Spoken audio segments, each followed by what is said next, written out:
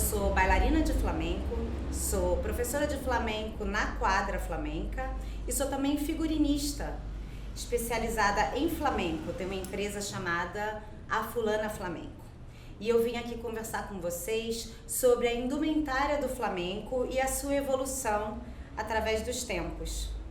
Tá? Primeiro, eu queria começar a explicar para vocês a diferença de fantasia e de figurino, indumentária. Né? Quando a gente pensa naquela mulher flamenca com a rosa vermelha no cabelo, vestida de renda, vermelho e preto, a gente cria uma imagem, um estereótipo daquela flamenca que é quase praticamente uma ficção, né? É uma imagem de uma flamenca que colocaram pra gente. Quando a gente trabalha com figurino, a gente trabalha com realidade, não é ficção.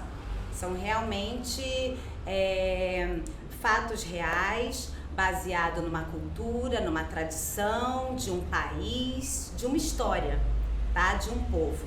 E é disso que eu venho falar para vocês, tá? Então, como que se veste uma flamenca, né? A imagem de uma flamenca.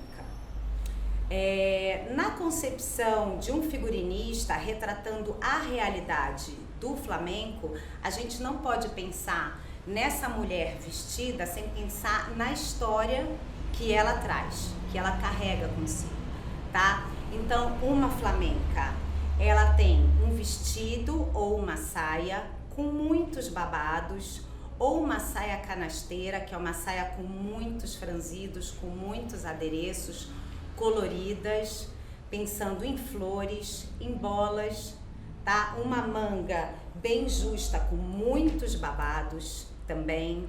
No cabelo dela sempre uma rosa que pode ser artificial ou flores naturais. Um brinco, argolas ou de arabesco também. Sapato alto, normalmente com salto grosso, principalmente quando se trata para o baile. Sempre acompanhada com um chale, que a gente chama de pico, ou um manton com franjas, tá? Adornando, um leque, que a gente chama de abanico, enfim, e assim se compõe todo o look de uma flamenca, tá? Mas quando a gente pensa como que surgiu essa imagem dessa flamenca, aí eu vou um pouquinho mais para trás. A gente pensa na história do traje flamenco começando mais ou menos no final do século XIX, início do século XX, tá? Então a gente tem uma história que normalmente eu divido, né, o figurino flamenco, né, a inspiração, né, de onde veio, entre as marras e as campesinas, né, as andaluzas.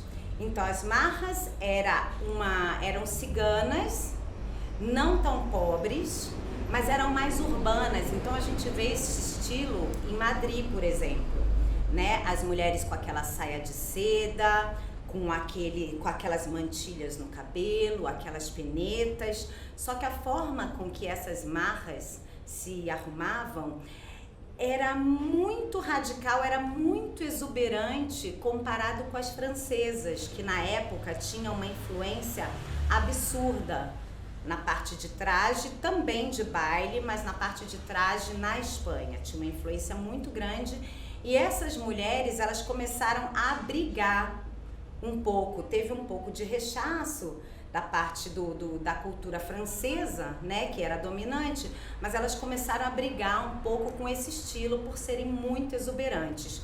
Quando a gente fala das influências da moda flamenca, a gente tem que ir lá para o final do século XIX, início do século XX.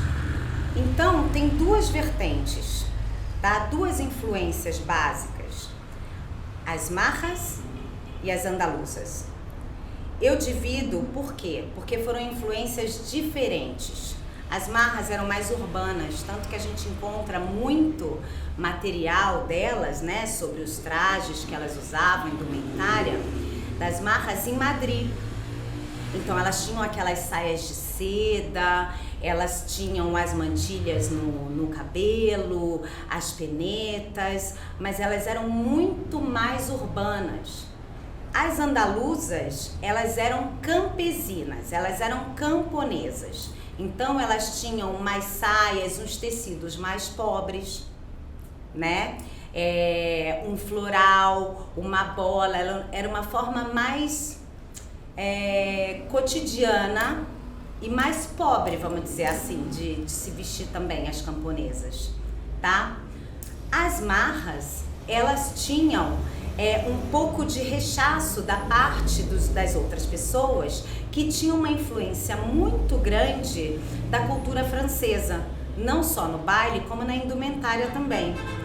Então, como eles tinham uma influência muito grande entre as marras, com um jeito muito exuberante de cor e de estilo de se vestir, que fez um pouco de frente e ficou um pouco diferente. Teve uma pitada, uma influência diferente de indumentária para a época. Por que eu estou falando das marras e das andaluzas? Porque elas duas, cada uma com seu estilo, influenciaram os trajes flamencos de até hoje, né? Desde dos anos 40, 50, 60, 70, que eu vou falar dessa evolução, a influência partiu daí. Eu vou dar uma ênfase maior nas andaluzas agora por este momento, porque eu acredito que elas foram, de certa forma, mais importantes nessa influência. Por quê? Porque em 1935 começou a chamada Feira de Sevilha. Antes, despretensiosamente, elas simplesmente, as camponesas, acompanhavam os seus maridos, que eles eram criadores de gado, para esses eventos. E elas vestiam como camponesas, se vestiam como camponesas simples mesmo, com aquelas saias com roda, com aventais, com blusas de tecido barato, como o popeline, o percal, tecidos muito simples, baratos, com flores e com bolas, e elas assim acompanhavam os seus maridos, os cuidadores dos gados, nessas feiras que eles levavam os gados para vender. Com o tempo, as burguesas que também frequentavam essas feiras começaram a olhar com gosto para a roupa dessas campesinas. Então, naturalmente, passando o tempo, existiu uma reprodução mais chique dessas burguesas, baseadas no estilo das camponesas. E aos poucos, a Feira de Sevilha, que antes era simplesmente para venda e comércio dos gados, passou a ser um desfile de moda e um evento diferenciado, onde pessoas não só da Espanha, mas de todo o mundo passaram a frequentar essa Feira de Sevilha, que até hoje acontece em meados de abril, tá? Então vem daí essa influência das campesinas principalmente. Então, como eu falei desde o princípio, que o flamenco é uma cultura e ele existe, ele é real, eu estou falando de uma moda de flamenca que influencia e é influenciado pela moda de rua de todos os tempos. Eu não consigo pensar na moda do flamenco longe de toda o processo econômico, social, político e todas as mudanças que acontecem no mundo inteiro ao mesmo tempo, obviamente. Então é natural, e é agora que eu vou abordar esse tema, é natural entender que a evolução do traje de flamenca, que eu vou começar a falar dos anos 60, é natural que a moda flamenca tenha se influenciado pela moda de rua ou das passarelas ou o que seja da época, tá? Então, nos anos 60, por exemplo, onde a moda do mundo começou a aderir à mini saia, por exemplo, no flamenco, as saias que antes eram compridas, eram longas, elas encurtaram também.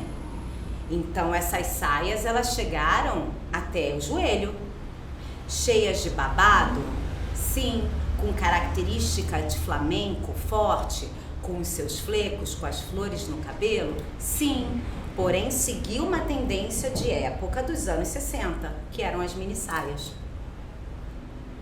Por exemplo, nos anos 70 entrou uma cultura mais pop, por exemplo.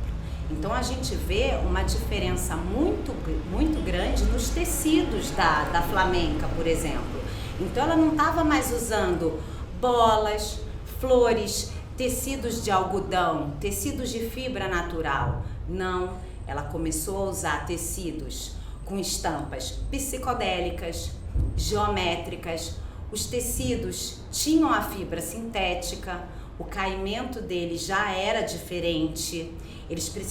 Os babados precisavam de uma estrutura na ponta deles para dar armação, porque os tecidos sintéticos não tinham isso. Então, nos anos 70, entrou esse movimento e as flamencas, vamos dizer assim, elas mudaram um pouco a cara do flamenco tradicional. Justamente como foi o processo dos anos 70, tá? Não só no cabelo delas também, mas a roupa ficou muito parecida a todo o processo que estava acontecendo mundialmente, com a moda de rua, enfim.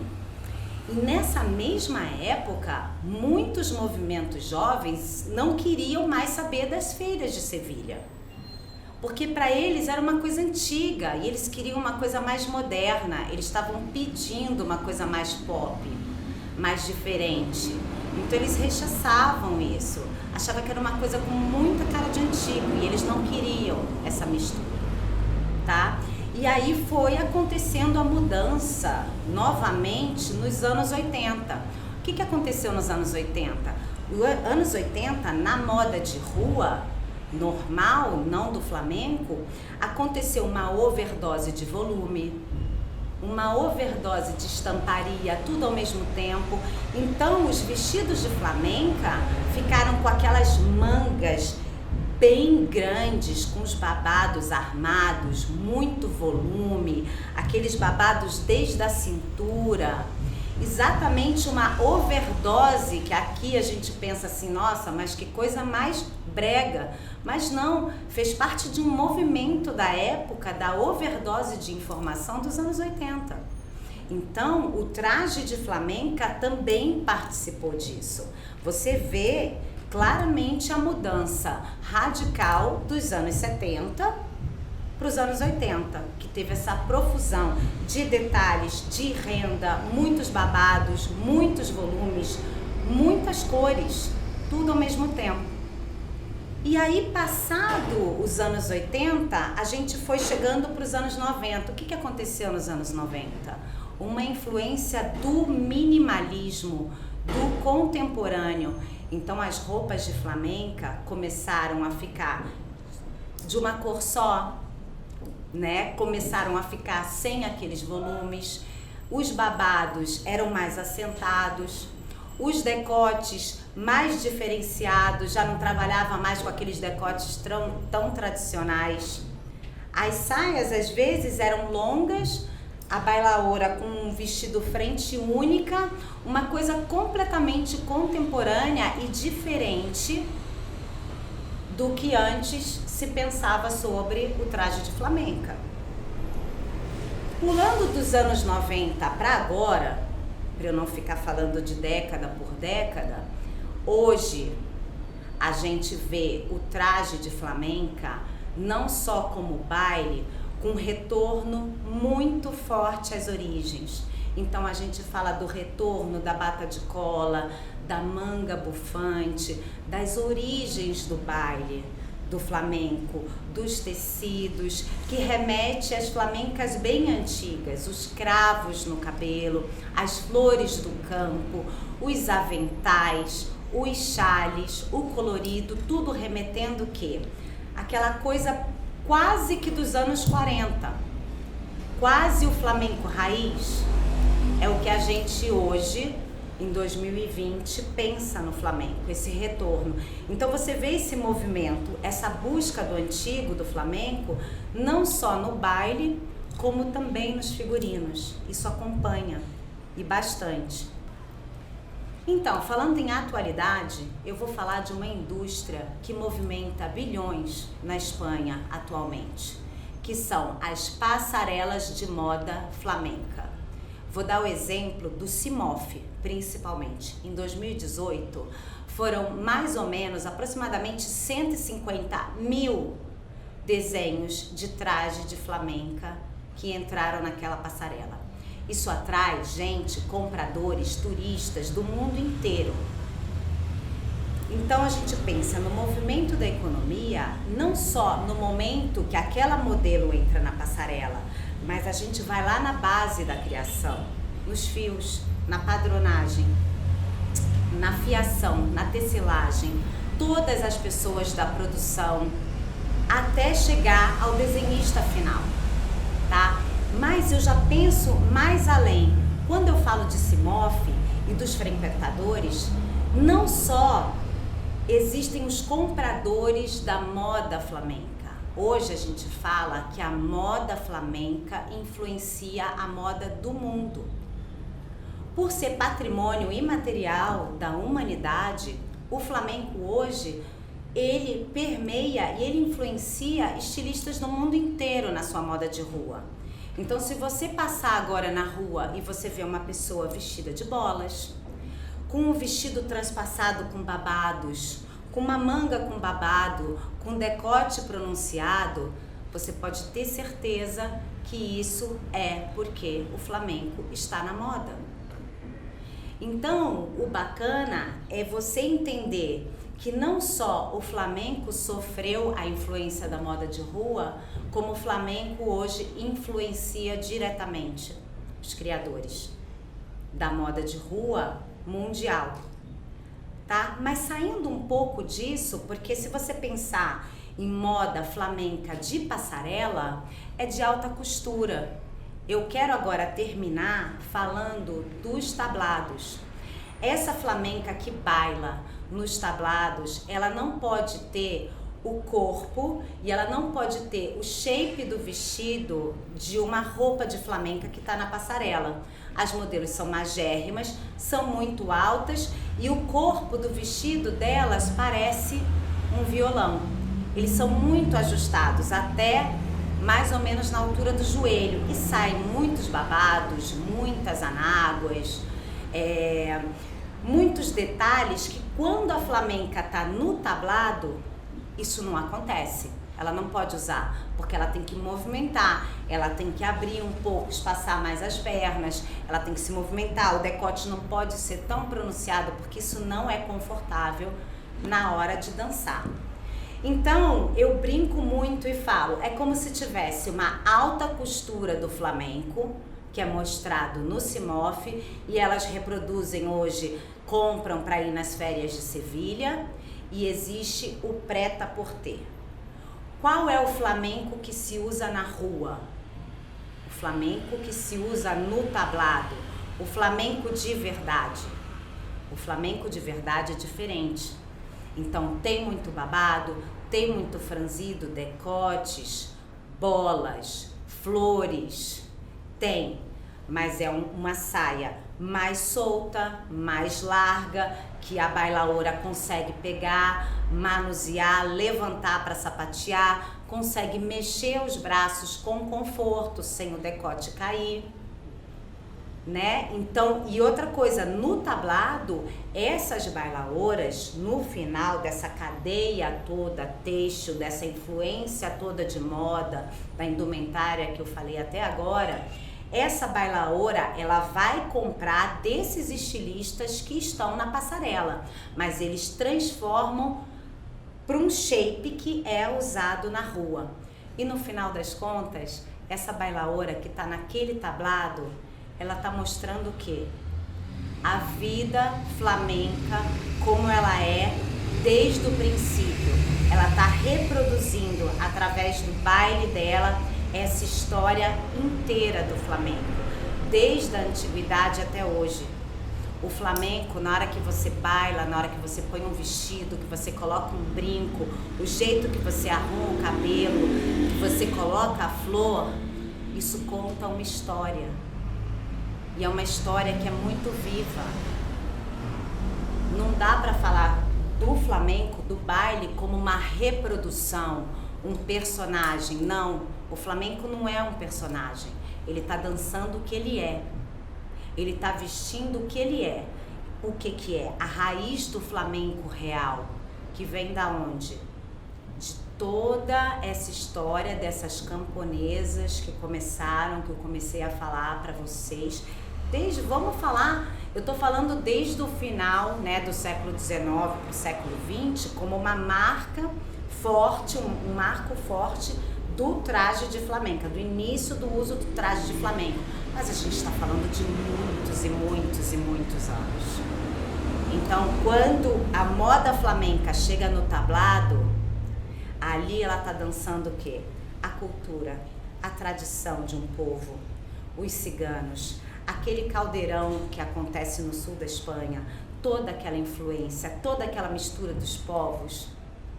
Ali, quando ela dança com aquele vestido cheio de bola ou de flor, com uma flor no cabelo, com aquele brinco, ela está mostrando o resultado de todo esse trabalho, da história inteira do flamenco, da antiguidade até hoje. Essa é a história da evolução da indumentária, desde os primórdios até hoje em dia nos tablados.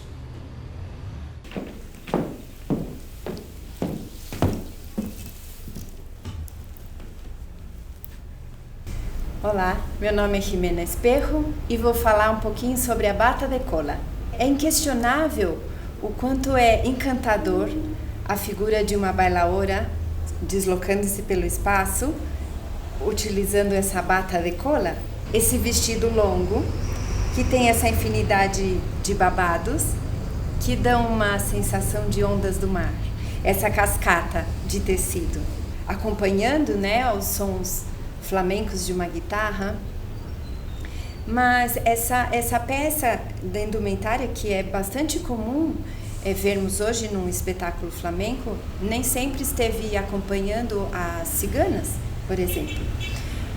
Então, por que de introduzir essa peça no baile? A bata de cola foi registrada tanto graficamente quanto em textos literários desde a época dos cafés cantantes. Isso é final do século XVIII, começo do século XIX. Não existe um consenso do momento preciso em que a bata foi introduzida ao baile flamenco, nem quando foi a primeira vez que a bata foi apresentada. O que sim temos certeza é que essa indumentária da cola sim esteve muito presente no vestuário das mulheres da alta sociedade. E um dos significados para a palavra cola justamente é cauda. Sempre se diz que levou-se a bata flamenca ao palco porque fazia parte da indumentária feminina da época. Outros pesquisadores a consideram uma adaptação do vestido de princesa da época. Eis que surge a antecessora da bata flamenca. Era um vestido que arrastava um pouquinho a parte de trás, devido a umas pregas, né, umas dobras que tinha de tecido nas costas, e ajustava-se ao corpo através de cordões ou fitas. Era feito em pequim de seda, um tecido muito trabalhado, normalmente com cores pastéis. Era muito enfeitado com florzinhas também. O decote sempre arredondado, a manga 3/4, e na parte da saia já aparecia então essas camadas de tecido que já davam um pequeno voo para a saia. Numa lateral tinha uma pequena abertura que podia ser amarrada com fitas, e debaixo ela escondia um pequeno bolso. Uma curiosidade que até hoje nos vestidos de flamenca para a feira de Sevilha, não de bailaora, mas sim para passeio, para desfrute da feira de Sevilha, os vestidos ainda hoje apresentam na parte de dentro da saia um pequeno bolsinho para pequenos objetos e não ter que carregar uma bolsa que poderia destoar do traje. Conta-se que o surgimento da primeira bata como conhecemos hoje aconteceu em Granada, Ela tinha um comprimento especial e era feita em percal branco, um tecido já bastante denso. Atualmente, a bata de cola mais antiga conserva-se na Cátedra de Flamencologia de Jerez de la Frontera e pertenceu à bailaora La Argentinita. No final do século XVIII, começo do XIX e depois da Revolução Francesa, em paralelo à moda, surge um coletivo social muito diferente. Eram denominados a majeza. La majeza era formado por los majos e las majas, que reivindicavam seus valores nacionais e a sua pureza, mas conviviam também com a moda internacional. Diferenciavam-se não só pela maneira de vestir, mas também pela sua atitude atrevida. Eram muito seguros de si. Os primeiros majos e majas surgiram em Madrid, e Madrid, sendo capital e corte, era também a passarela da moda. As roupas que eles vestiam eram um exagero da vestimenta tradicional espanhola, o que contrastava fortemente com o estilo francês, que era adotado pela grande maioria da elite espanhola. As aristocratas da elite vestiam o que se denominavam batas, ou vestido flutuante, também meia bata ou déshabillé. Usavam também o vestido à francesa, ou ainda o vestido à inglesa, sem aquela armação que dava um volume e um formato atraente para o corpo feminino. Essas indumentárias foram aceitas e assimiladas. O que era o estrangeiro e o puro coexistiam e se opunham, mas também eram influência um para o outro. Com o tempo, foi a elite que passou a vestir-se como a majeza, só que com acabamentos e tecidos muito mais finos e de primeira qualidade. Em registros literários da história social andaluza, assim como em contos que foram escritos por viajantes estrangeiros que visitaram a Espanha,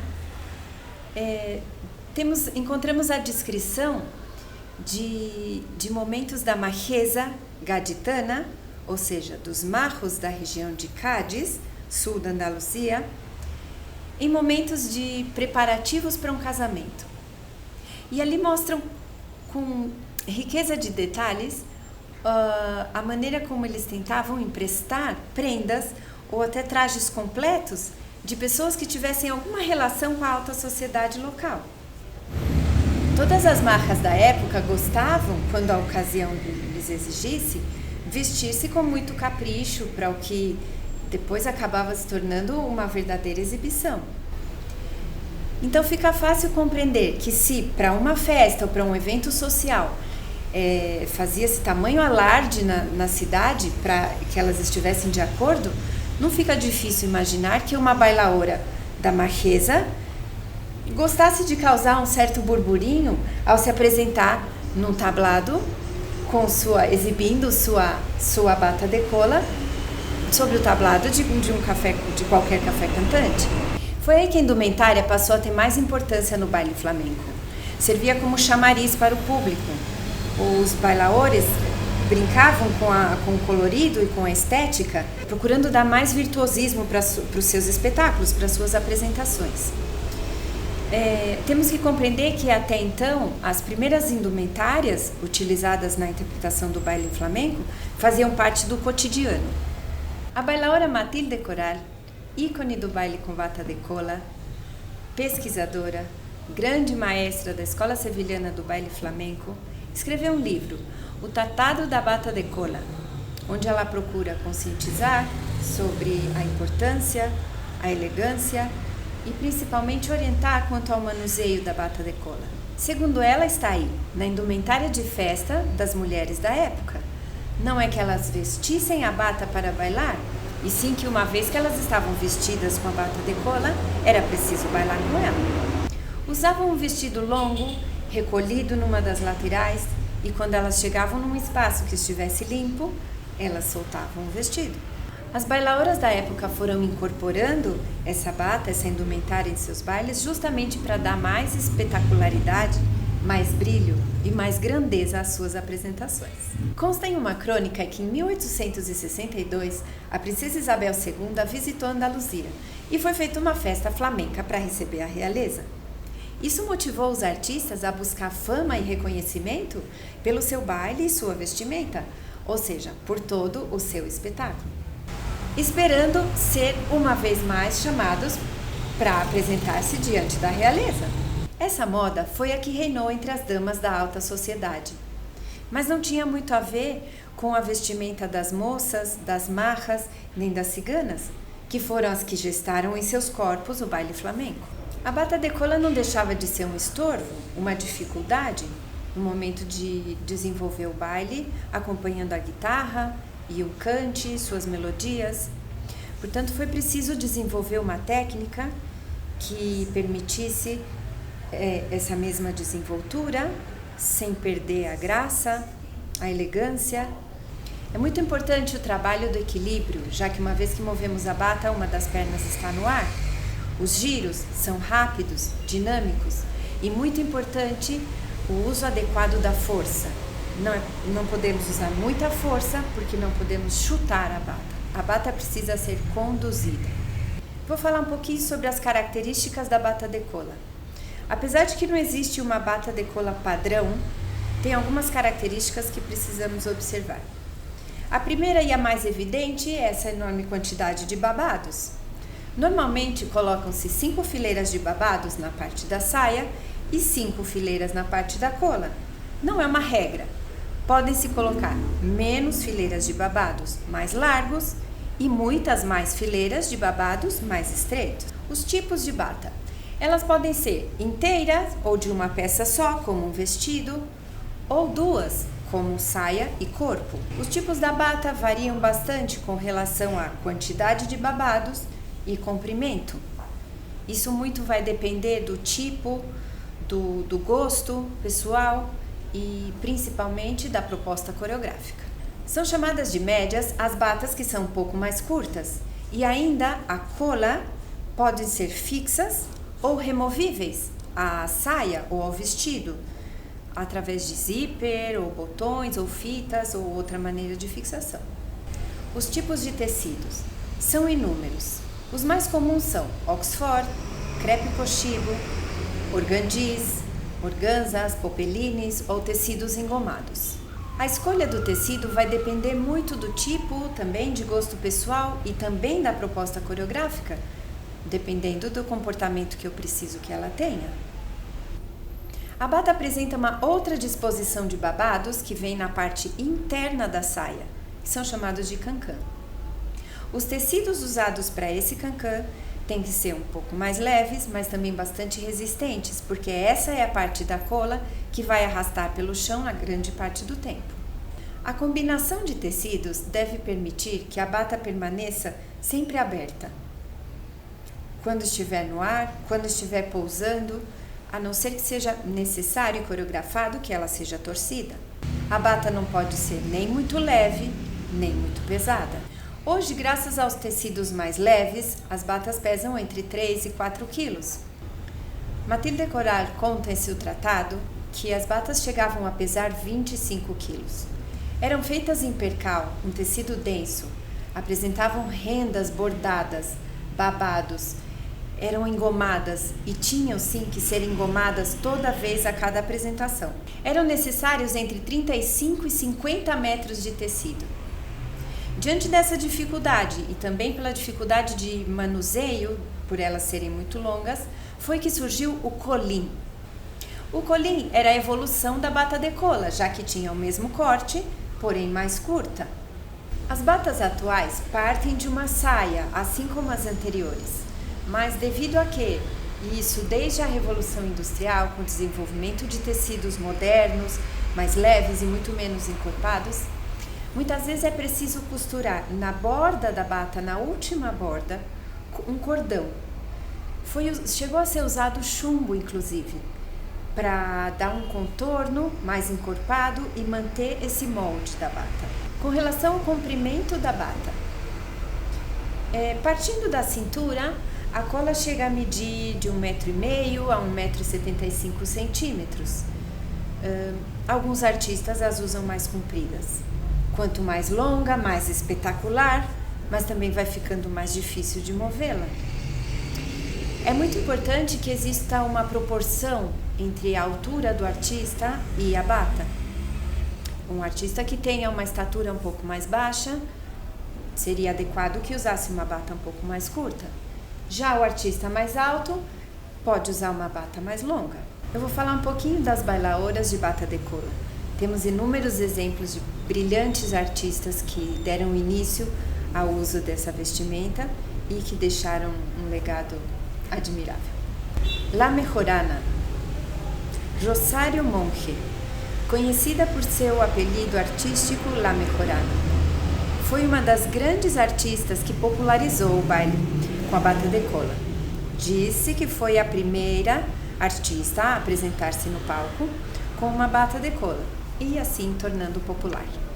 La Mejorana nasceu em Cádiz, no bairro popular de Lavinha, mãe dos também artistas Víctor Rojas, guitarrista, e da bailaora Pastora Império, que veio a ser maestra de Matilde Coral. Sua vida artística foi muito breve, mas em pouco tempo mostrou toda a sua arte pelos cafés cantantes de Sevilha. La Macarrona. Juana La Macarrona, nome artístico de Juana Vargas, foi uma das bailaoras flamencas mais populares nos fins do século XIX. Iniciou no mundo da dança muito cedo, apresentando-se nos melhores cafés cantantes de Jerez de la Frontera, sua terra natal. Também em Sevilha, Málaga, Barcelona e Paris. Especialmente lindos foram os seus bailes por alegrias com a bata de cola, que eram os bailes de sua terra natal. Dizem que era concorrente de La Mejorana. Matilde Coral. Matilde Coral passou mais de 40 anos passeando com suas batas pelos palcos do mundo. Atreveu-se a bailar todos os palos usando a bata de cola. Ela tem um acervo de umas 80 batas. Bailaora e maestra, nascida no emblemático bairro de Triana, na cidade de Sevilha, passou toda a sua vida lutando para que essa técnica de baile não desapareça, e com certeza seu esforço não foi em vão. Nasceu Matilde Corrales González, levou 4 anos para elaborar o tratado com a ajuda de sua filha Rocío Coral. O livro foi escrito pelo flamencólogo e crítico do jornal El País, Ángel Álvarez Caballero, ilustrado com mais de 300 desenhos à mão do pintor sevilhano Juan Valdés, que explicam o baile de forma muito didática, com bata e sem a bata, os movimentos precisos para dominar essa indumentária. Milagros Mengíbar nasceu também no bairro de Triana, berço dos grandes artistas, no ano de 1952. Iniciou seus estudos no cante, mas logo em seguida descobriu a sua verdadeira vocação, que era o baile. Discípula de Matilde Coral, é impecável contemporânea do baile da escola sevilhana com bata de cola e uma artista de extrema elegância. Desde 1997 é professora de baile na Escola de Arte Flamenco da Fundação Cristina Iren, em Triana, Sevilha. Atualmente temos brilhantes maestros que nos brindam com sua maestria e criatividade infinitas. Alguns deles são Concha Jareño, Eva Yerbabuena, Alicia Márquez, Úrsula López, Mercedes Ruiz e Manuel Lignán. A bata de cola foi considerada por muitos anos de uso exclusivo das mulheres, mas que vem sendo usada por nomes importantes e que não descaracteriza o lado masculino desses bailaores por estarem usando esse traje. Eu gostaria de citar um exemplo que eu considero imprescindível, principalmente para o cenário flamenco do Brasil. O espetáculo Vamos al Tiroteo, Versiones de um Tempo Passado, obra da bailaora, coreógrafa e brilhante maestra sevilhana Rafaela Carrasco. Estreado em 2008 e criado a partir do disco Canciones Populares Espanholas, do poeta e dramaturgo espanhol Federico García Lorca. Entre vários momentos de genialidade, tem uma passagem pelo Café de Tinitas, onde apresenta-se uma sevilhana do século XVIII. Apresentada por 4 bailaores com bata de cola, que além de competentíssimos, bailam com suas batas com volantes prateados e ainda assim conservam sua varonil flamencura. No espetáculo Los Invitados de Belém Maia, que estreou no Teatro Villa Marta, palco principal do Festival de Jerez de la Frontera, nesse espetáculo, Manuel Liñán deixa o respeitável público pasmo. Ele apresenta-se com uma bata de cola e mantão de Manila, apresentando uns caracoles de forma entusiasmada e febril. Essas foram as palavras da crítica. Os homens têm mais força, fato. Então as patadas podem ser mais fortes, que não são chutes. Então os voos podem ser mais altos, podem ser mais acrobáticos, ter mais velocidade e o voo pode ser um pouco diferente. Uma coisa é certa, a bata tem muitos movimentos, então a técnica usada sempre vai depender do tipo da montagem. A bata de cola tem diferentes estilos, assim como a guitarra ou o cante. Ela pode ser mais passeada ou mais levantada para que seja mais rápida.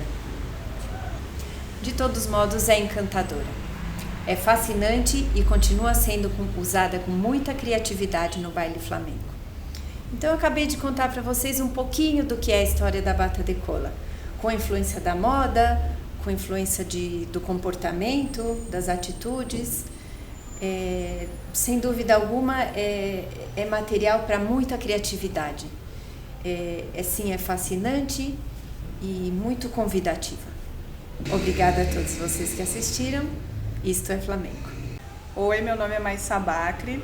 Eu sou professora de flamenco na Quadra Flamenco e sou bailaora também de flamenco aqui em São Paulo, na Companhia Quadra Flamenca também.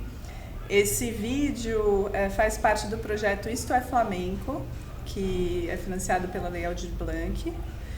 E eu vou falar com vocês hoje um pouquinho sobre a história do mantão flamenco, o chamado mantão de Manila. Primeiro eu vou começar falando por que eu gosto muito de dançar com mantão, né, que antes de saber toda essa história, né, que é muito interessante da origem do mantão, eu sempre gostei de dançar muito com mantão, porque as pessoas, quem não dança talvez não saiba, mas o flamenco você dança muito solo, né? E o solo é você ali sozinha, né, dançando, é vulnerável, né? E eu sempre achei que dançar com o mantão fazia companhia, eu me sentia muito mais segura e mais tranquila, né, para dançar. Apesar de ser um elemento que trazia desafios e dificuldades, né? E quanto mais eu estudei a história do mantão, né, do surgimento e desenvolvimento, mas eu entendi por que realmente ele é uma companhia mesmo, né? A quantidade de pessoas envolvidas na produção e na história do deslocamento dele da China até a Espanha, né? Passando pelo México, tudo isso. A quantidade de artesãos envolvidos, então é uma história muito rica e poder dançar com esse elemento é realmente muito interessante. Então, provavelmente, se você conhece mantons, você já viu eles em bailes flamencos ou relacionados à cultura espanhola, andaluza mais especificamente, né? E o nome Mantão de Manila faz a gente associar ele à capital das Filipinas, né? Manila. Só que a origem do mantão, na verdade, é chinesa, né? Provavelmente em Canton, na China. São especulações históricas, tem evidências, né? Apesar de ter teorias que divergem, mas tudo indica que ele surgiu na China e como ele era escoado pelos portos de Manila, tanto para a América quanto para a Europa, ele chegou com esse nome, né? Mas essas redes de transporte, elas se instituíram num momento histórico, um período colonial espanhol, né? Que quando a Espanha dominou as Filipinas e esse porto de Manila escoava os produtos chineses, não só nessas peças de seda, né, como os mantons bordados, né, porcelanas, especiarias. Então essa rota, antes dessa rota, a rota da seda chinesa, né, bem conhecida, ela vigorou por mais de 1.500 anos, né? E com a ocupação muçulmana na costa do Mediterrâneo,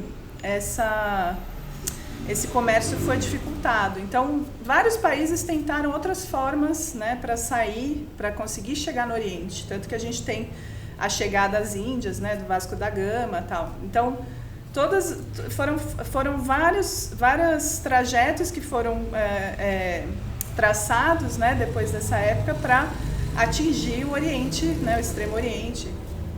E uma das rotas foi essa rota aqui.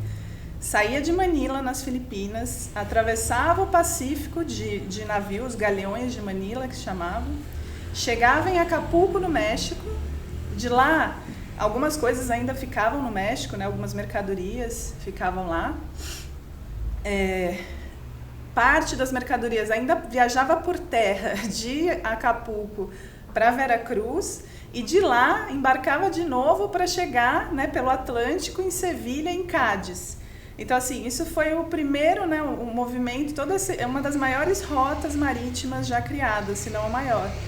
Então, essa rota permitiu, né, nessa época, a chegada dos mantons de Manila, que vinham da China, como muitas outras coisas, aos portos de Sevilha e Cádiz, né, também, para começar um desenvolvimento ali também na Espanha e no México, em todos os lugares por onde passava, esses mantons que chegavam da China, que não eram como esses ainda, né? Eles sofriam influência das populações locais, dos povos, da cultura local. Então, agora eu vou falar um pouco sobre como o manton se tornou espanhol, né? Ele, apesar da origem dele ser chinesa, passando, né, pela América, chegando na Europa, por todo esse trajeto, inclusive um trajeto que durava 6 meses, né? Então eram viagens muito custosas em termos de vidas humanas, né? Porque muita tripulação morria de doenças e custoso, porque eles tinham que carregar o navio o máximo possível para aproveitar, né, uma viagem que era feita uma vez, no máximo 2 vezes por ano. E é curioso que os naufrágios dessa época são, né, considerados tesouros imensos, né? São lendas praticamente, né? Porque chegam mercadorias valiosas do Oriente, abarrotados de mercadorias valiosas. Então, o manton, nesse formato, veio da China, chegou na Espanha, né, no período colonial. E tem um mito, né, várias histórias, na verdade toda a história, né, é cheia de caminhos divergentes, mas existe um mito de origem do manton na Espanha, de que ele chegou em Sevilha e ele foi, na verdade, quando chegavam essas mercadorias, vinham outras coisas, tabaco também. E tinha uma seda de menor qualidade, talvez até defeituosa, que chegava embrulhando os fardos de tabaco. E as cigarreiras, que eram as mulheres espanholas que enrolavam os cigarros, elas usavam essas sedas de qualidade inferior e elas bordavam, essas sedas até de vez em quando vinham com bordados chineses, né? E usavam como abrigo, né? O primeiro uso parece que foi como abrigo, né? Como uma roupa de dia a dia, né? Para proteger do frio. E esses primeiros mantons, além dessa entrada, né? Que esse mito de que surgiu ali, os mantons entravam de várias formas. Tinha esse objeto de luxo, né? Que chegava do Oriente, tinha essa apropriação também das cigarreiras. E parece que as imagens que estavam bordadas nos mantons iniciais não eram essas, né? Era uma iconografia chinesa, então tinha dragões, garças, flor de lótus, né? Enfim, a flora e a fauna daquela região, né? Só que com a alta demanda na Espanha, né, que os mantons se tornaram populares lá, ele passa a ser produzido lá também. E aí as imagens mudam, né? Passam a incorporar cravos, rosas, flores andaluzas, né? Do povo, da identidade do povo andaluz. Então, esse processo também aconteceu no México, em todos os lugares que Mantón passou, o povo, né, a população local, a sociedade influenciava ali a transformação daquele Mantón original. Além disso, os mantons que chegavam, eles não tinham franjas, né, os flecos muito longos. E uma contribuição espanhola foi aumentar o comprimento desses flecos, né? Aparentemente é uma contribuição árabe, né, que é a incorporação do macramê, né, que é esse trançado, né, de fios.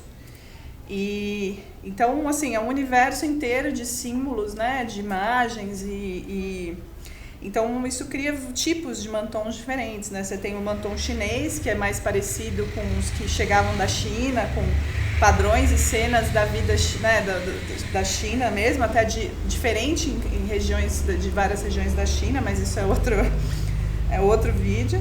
Tem um tipo que é das cigarreiras, que é esse né, que era mais comum os bordados das mulheres que enrolavam cigarros, o tabaco, que elas gostavam de grandes rosas ou camélias, né, que ocupavam um grande espaço do mantón. Tem um mantón que chama isabelino, que foi usado pela rainha Isabel II e também ajudou a popularizar, né, o mantón na Espanha, que também tinha um padrão mais parecido com o chinês, mas ele era bordado nos cantos e o meio era mais vazio. Então, assim, tem um leque de tipos, né, de mantons.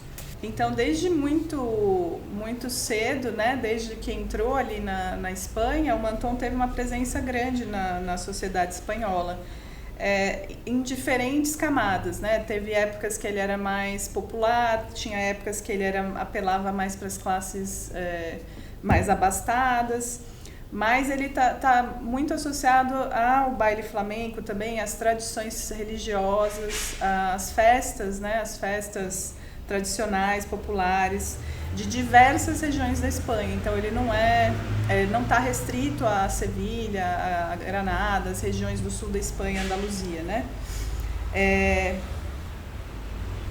Eles tiveram maior popularidade por volta do século XIX, né? E sempre teve uma oscilação entre momentos em que ele estava em declínio, em ascensão, eram mais ou menos populares. Então, por estar muito presente na vida espanhola, ele influenciou diversas manifestações artísticas além do baile flamenco, né? Além da arte flamenca. Mas estava sempre presente no baile, não só no baile, nos movimentos dos bailadores, mas também no cante flamenco, né? Como adorno das cantaoras, em outros tipos de cante espanhol também, tradicionais. E hoje em dia, tem vários nomes de bailaoras e cantaoras que eu posso mencionar, são só alguns aqui, né? La Macarrona, La Malena, La Argentina, Pastor Império, Niña de los Peines, são bailaoras e cantaoras de flamenco.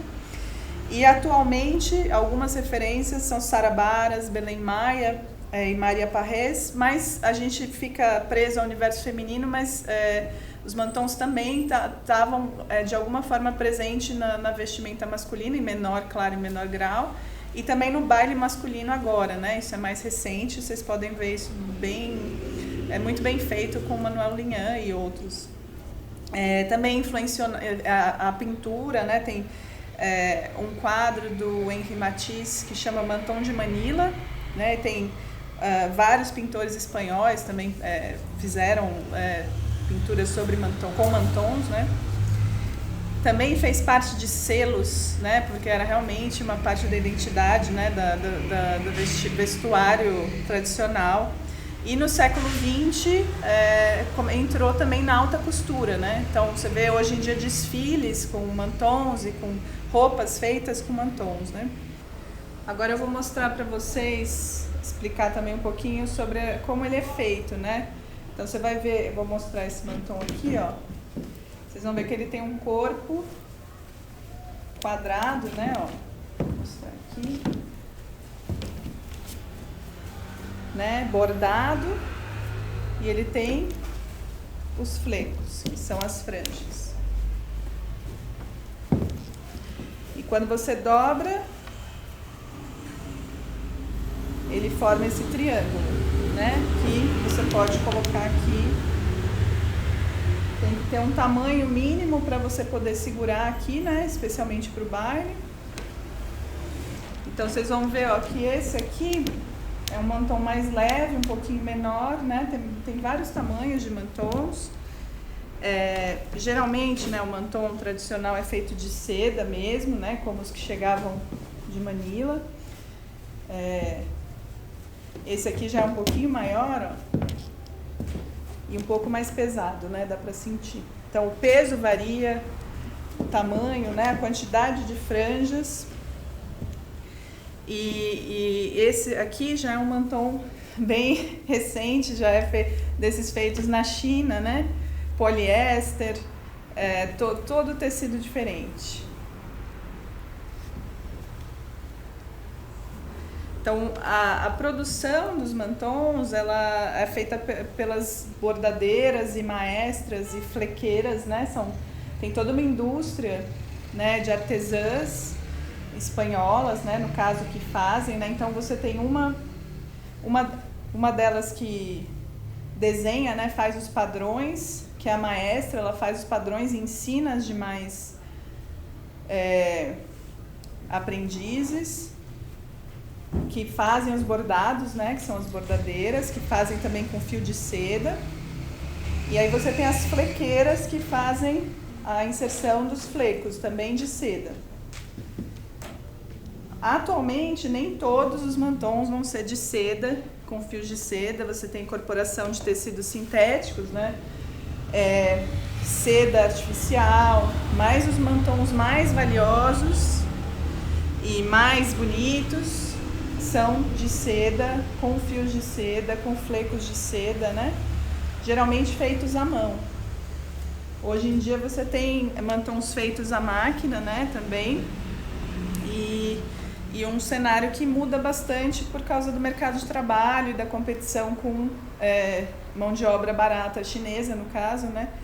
Que faz com que seja algumas vezes mais barato produzir manualmente na China do que fazer por máquina na Espanha. Então, também tem uma mudança de mercado de trabalho, que as bordadeiras, elas demoram muitos anos para, né, ter a habilidade de fazer os bordados e muitas jovens já no passado elas viviam nas áreas rurais e a única opção era o trabalho rural ou bordar.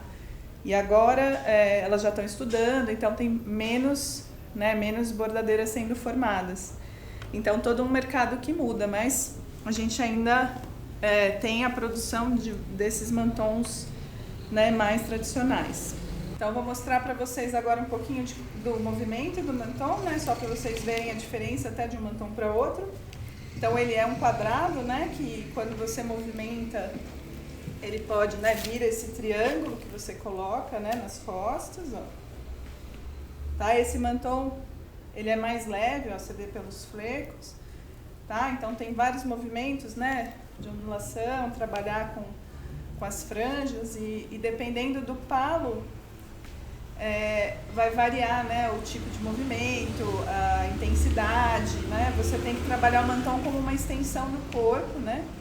Então você precisa conhecer o peso, conhecer cada mantom, né? Apesar de você trabalhar a técnica, você precisa trabalhar também o peso e o tamanho de cada um deles. Esse aqui é um mantom já um pouco mais pesado, maior. Então, ó, ele vira, né? Também tem que ter esse tamanho, né? Pra gente poder manusear. E o peso dos flecos é maior. Tá? Então, faz bastante diferença no baile. Então, é isso. O mantom é uma mistura dessa tradição chinesa, da influência americana, né? Pela passagem no México. Toda a história andaluza, né? Influência espanhola, que até hoje ainda está em transformação e relacionado com todo mundo, né? Todos esses intercâmbios aí. Então, espero que vocês experimentem